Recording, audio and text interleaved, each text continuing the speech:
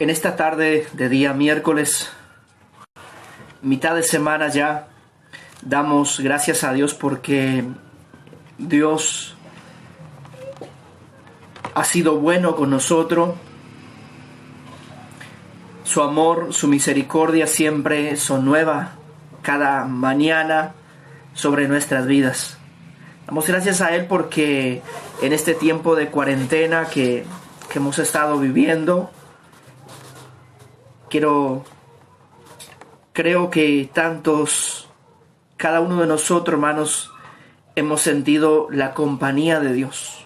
Él no nos ha dejado en ningún instante, sino que nos ha fortalecido aún más. Y es lindo, hermanos, recordar de que somos parte de un reino, ese reino celestial, ese reino en el cual Jesucristo vino a instaurar en esta tierra, y es un reino donde nuestro Rey celestial es nuestro Dios, juntamente con Jesucristo nuestro Señor, el que ha partido la historia en dos y que nos ha dado esa gran oportunidad de poder ser parte de ese reino. Y caminamos en esta vida, hermanos, preparándonos para un futuro. La lección pasada que compartíamos, hablábamos acerca de lo importante de que seamos discípulos del Señor, donde nos dejemos preparar por el Señor para tener una oportunidad de un día no muy lejano, hermanos, poder heredar una eternidad junto con Cristo. Por eso creo que en este tiempo que estamos viviendo es un tiempo maravilloso para evaluarnos, para hacernos preguntas en nuestras vidas. Y en esta tarde de día miércoles, yo quiero que podamos estudiar una lección muy, muy importante. Y el título de esta lección habla de la seguridad de la salvación. ¿Sí? La seguridad de que si soy salvo o no, o si estoy viviendo una vida de salvación o no. El apóstol Pablo hace referencia en varios pasajes de sus cartas acerca de la salvación, y uno de ellos es en el libro de Segunda de Timoteo, capítulo 1, verso 12, y dice lo siguiente: yo sé a quién he creído, y estoy seguro que es poderoso para guardar mi depósito para aquel día. Pablo estaba convencido y seguro en quien él había depositado su confianza y su fe, su vida, en las manos de Jesucristo. Y él decía que yo estoy seguro de que Él tiene reservado una eternidad para mí en los cielos. Qué lindo, hermanos, es saber y vivir en esta vida con esa seguridad, que si Dios nos llamara hoy o mañana, que nuestras vidas estén a cuenta con Él. Que estemos seguros de que si hoy nos toca partir, vivimos una vida preparada para una eternidad. Lo triste sería morir y haber dejado tantas cosas irresueltas en nuestras vidas. O morir, hermanos, sin una seguridad de que hemos vivido bien, de que hemos obedecido al Señor. Y en esta tarde yo quiero hacerle una pregunta que plantea este estudio. Y dice así: si nosotros muriéramos hoy, ¿estaríamos seguros de que somos salvos? y que hay una eternidad para nosotros? Hay 3 opciones. Sí, no, no sé. ¿Cuál de esas opciones, hermanos, tú señalarías? ¿Sí? ¿No? O quizás la última, no sé. ¿Cuál de ellas tú apuntarías? Espero que todos podamos responder sí, hermanos. Que podamos dar esa respuesta, sí. Estoy seguro. Porque yo sé en quién he creído. Vivo una relación con el Señor. Mi vida está siendo transformada cada día. Los cambios son evidentes en mi ser. Puedo ver esa obra que el Señor está haciendo en mí cada día.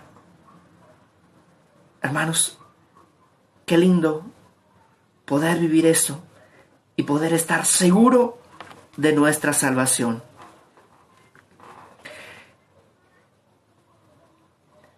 Hay otra pregunta. Según Juan capítulo 3, verso 19 al 20, hay 3 opciones para responder. Dice, la primera, ¿por qué los hombres son condenados? ¿Sí? ¿Por qué los hombres son condenados? 1, porque no pueden evitar. 2, porque Dios es injusto. 3, porque aman sus pecados. Vamos a leer el texto, hermanos, y juntos, ahí en su hogar, vamos a reflexionar. Dice así, San Juan capítulo 3, verso 19 al 20. Y esta es la condenación, que la luz vino al mundo, pero los hombres amaron más las tinieblas que la luz, porque sus obras eran malas. Porque todo aquel que hace lo malo aborrece la luz y no se acerca a la luz para que sus obras no sean reprendidas. Los hombres son condenados, decíamos ahí. ¿Por qué son condenados? Porque no pueden evitar, porque Dios es injusto o porque aman sus pecados. Según Juan, dice que los hombres son condenados porque aman lo que hacen. Aman sus pecados. Se deleitan en vivir una vida en pecado. Y el texto señalaba y decía que no se acercan a la luz para que la luz alumbre y así puedan identificar sus errores y cambiar, sino que se alejan. Y quiero decirles, hermanos, algo importante, que esta lección nos va a ir planteando también. El vivir cerca de Jesús es vivir cerca de su palabra, una comunión con su Espíritu Santo, con el poder de Dios, ¿sí? Esa comunión íntima con Dios nos acerca a la luz, porque la luz es Cristo, la luz es su palabra. Hay una declaración del Señor que dice, yo soy la luz del mundo. Cuanto más nos acercamos al Señor, más nuestras vidas van a quedar expuestas delante de Él. Y nos vamos a ir dando cuenta cuántas cosas tenemos que cambiar, cuántas actitudes de nuestro carácter, de nuestra forma de vivir y de hacer las cosas, tenemos que cambiar y tenemos que dejar. Pero hermanos, es bueno que lo hagamos, que dejemos, que comencemos a obrar, que comencemos a cambiar, porque eso nos garantiza una vida de salvación. Si no estamos dispuestos a modificar nuestra conducta, hermanos, estamos caminando en rumbo a una condenación. Y es el lugar donde el Señor no quiere que nadie llegue. Dice la palabra que Él desea que todos se arrepientan y que todos sean salvos. ¿Cómo describe Cristo al hombre que hace pecado según Juan 8:34? Vamos a buscar. Quiero invitarle que tengan sus Biblias a mano, que ahí en su hogar puedan corroborar junto conmigo la lectura de San Juan capítulo 8, verso 34. Dice lo siguiente: Jesús le respondió: de cierto les digo, todo aquel que comete pecado, esclavo es del pecado. ¿Cómo describe Cristo una persona que comete pecado? O podríamos decir, hermanos, una persona que, dándole un sentido más amplio a este texto, una persona que vive en pecado. Dice que es una persona esclavo del pecado. Hermanos, cuando nosotros no queremos abandonar cosas que nosotros vemos con la luz de la palabra que son pecados, estamos siendo esclavos del pecado. ¿Sí? ¿Quién puede quitar nuestros pecados? El único que puede quitar nuestros pecados es Jesucristo, nuestro Señor y Salvador. ¿Qué sucede con las personas que no creen en Jesús?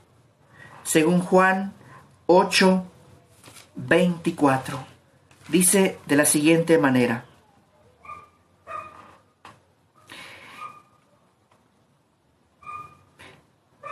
por eso les dije que morirán en sus pecados, porque si ustedes no creen que yo soy, en sus pecados morirán. El no creer en Jesucristo es morir en nuestros pecados. Y muchos dirán, pero yo me bauticé, yo soy miembro de la iglesia, yo estoy yendo, congrego, doy mi diezmo, mi ofrenda. Eso yo creo que es bastante. Pero lo que plantea acá el texto bíblico y la seguridad de la salvación y para vivir una vida libre, no siendo esclavo del pecado, es creer en Jesucristo. O podríamos decir, hermanos, creerle a Jesucristo. Y creerle a Jesucristo significa ir a su palabra y comenzar a actuar de acuerdo a la palabra del Señor. Muchas veces escuchamos dicho de personas que dicen, yo creo que está bien lo que hago. O sea, no están seguros de que es bueno lo que hacen, sino que una suposición de algo. Y la palabra del Señor, hermanos, cuando nosotros actuamos y vivimos nuestra vida en relación con la palabra, podemos decir seguro, ¿no? Está bien lo que estoy haciendo. Es correcto, porque la palabra del Señor me está diciendo, me está avalando lo que yo estoy haciendo. Bien, continuamos, hermanos, con nuestra lección. De acuerdo con Juan capítulo 3, verso 36. De acuerdo con San Juan capítulo 3, verso 36. Y voy a leer la pregunta, hermanos, para que juntos podamos responder. Dice así: ¿qué sucede a la persona que conoció al Hijo de Dios y rehúsa creer en Él? O sea, desobedece Vamos a leer. Ahí dice San Juan 3:36, vamos a leer. El que cree en el Hijo del Hombre tiene vida eterna, pero el que se niega a creer en el Hijo no verá la vida, sino que la ira de Dios recaerá sobre él. La pregunta era, de acuerdo con San Juan capítulo 3, verso 36, ¿qué sucede con la persona que conociendo al Hijo rehúsa desobedecerle? No verá la vida, sino que la ira de Dios reposará sobre él. Hermanos, el haber sido iluminado por el Señor, el haber tenido ese gran privilegio de haber conocido y gustado de la verdad, de la palabra del Señor. Y resulta ser que dejamos de creerle a Jesús. Y dejar de creer en Jesús, hermanos, implica no escuchar más la palabra. Vivir la vida como yo quiero, como se me place. Hago lo que quiero. Con mi vida, con mi matrimonio, con mis hijos, con mi trabajo, con mis negocios. Hago lo que quiero. Hermanos, hacer eso, hacer lo que queremos, es haber dejado de creer en el Señor. Es haber dejado de ejercitar la palabra de Dios en nuestra vida. Y ahí no estamos viviendo una vida de salvación. Según Juan 1:12, ¿qué palabra significa lo mismo que creer? Según Juan capítulo 1, verso 12, hay un texto que dice, y todos los que le recibieron tienen vida eterna. Y todos los que le recibieron. Entonces la palabra creer, sí, que sabemos que es fe, la palabra igual que podíamos usar en este término, en este caso, sería recibir. Así que, hermanos, si lo hemos recibido al Señor, sí, no solamente allá atrás en el bautismo, sino que ahora Él sigue sentado en el trono de nuestro corazón. Y vivimos una vida de intimidad, de búsqueda, de cambios, de crecimiento. Estamos viviendo una vida de salvación. Y hay algo preparado y hermoso que nuestros ojos, que nuestro entendimiento nunca han visto y han contemplado. Es lo que Dios tiene preparado para aquel que vive en esta vida, una vida de salvación. Y quiero ir cerrando, hermano, este estudio con algunos detalles importantes. Dice así, nada que fuese útil he rehuido de anunciarlos.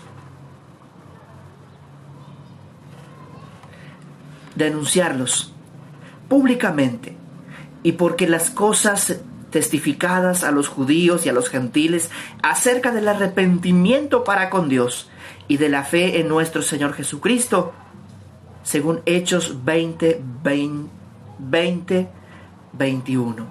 Capítulo 20 del libro de Hechos, versículo 20 y el versículo 21 nos relataba este texto maravilloso, hermanos, ¿sí? Y que tiene como primer principio entender el arrepentimiento para con Dios y la fe en Jesucristo, ¿sí? El arrepentimiento para con Dios y la fe en Jesucristo, que es muy importante para que nosotros podamos tener salvación, para que podamos vivir una vida de salvación. Hermanos, y ¿cuándo nos arrepentimos? Y según El arrepentimiento se da en un principio cuando el Espíritu Santo comienza a obrar en nosotros. Sí, muchas veces se lo da antes del bautismo, y eso debería ser siempre, ¿no? Pero hay muchas personas que se arrepienten después de bautizarse. Como que ahí el Espíritu Santo comienza a trabajar porque la persona dio lugar, comenzó a estudiar la palabra, y el arrepentimiento comienza a actuar de una manera importante en la vida de la persona. Entonces la persona se arrepiente. Pero el arrepentimiento, hermanos, es todos los días. O sea, vivir una vida de arrepentimiento. Arrepentirnos, sí, todos los días delante de Dios. Porque todos los días cometemos errores. Todos los días fallamos. Quizás no hacemos cosas malas, pero hay pequeñas cosas que ofenden a Dios. Y esas pequeñas cosas a la larga se hacen un montón cuando nosotros no nos arrepentimos. ¿Sí? Y tener fe, creer en Jesucristo, recibirlo, adherirnos a Él, creerle en su palabra lo que Él está diciendo para nosotros. Arrepentimiento, hermanos, significa cambiar de dirección, vivir diferente. Ya no vivir igual como vivíamos antes, sino modificar nuestra manera de vivir. Es tomar un rumbo hacia otra dirección.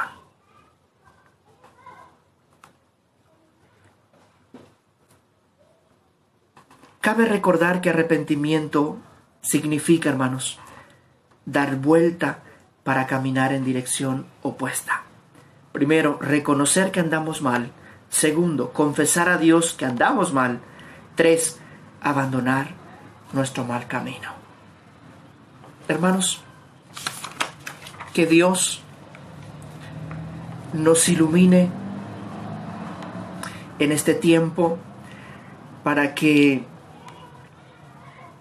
podamos responder a su palabra, para que podamos vivir una vida de salvación. Y si alguien nos pregunta, ¿estás seguro que vas a ser salvo? Que podamos decir sí, sí, porque yo sé en quién he creído. Como lo decía el apóstol Pablo. Dice la palabra que el Señor desea morar en nuestros corazones para ayudarnos a resolver los problemas de la vida. Y su deseo más grande es sentarse en el trono de nuestro corazón, porque ahí está el grave problema del ser humano. Dice que el corazón del hombre siempre está inclinado en hacer lo malo. Pero si el Señor está ahí adentro, hermanos, Él nos va a ayudar a que podamos vivir una vida de cambio, una vida de transformación para gloria de su nombre. Por último, dice el Señor que Él es el buen pastor. Y el buen pastor da la vida por sus ovejas.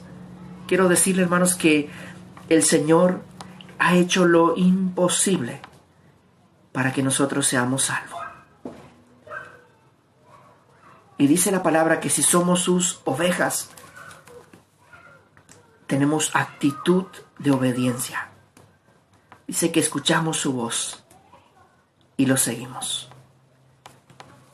Que Dios nos bendiga y espero que esta lección haya sido de bendición para vuestras vidas en esta mitad de semana. Que Dios ilumine nuestra vida, que provea para nosotros el sabio entendimiento para poder caminar en esta vida siendo o viviendo la salvación y disfrutando de ella. Y que si nos toca partir de este mundo, cuando el Señor nos llame, que no sabemos porque eso no está a nuestro control, no tenemos el tiempo comprado. Solamente Dios sabe cuándo nuestro reloj dejará de andar. Y tendremos que entregar nuestro anito de vida al Creador. pero que si el Señor nos llama, que podamos, como dice, descansar en paz y saber de que vamos a ser salvos, porque vivimos una relación con Dios. Confiamos en Jesucristo, abrazamos su palabra, tenemos comunión con la iglesia y estamos caminando en favor del reino de Dios.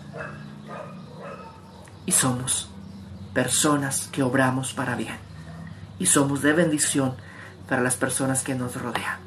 Que Dios te bendiga en el nombre de Jesús.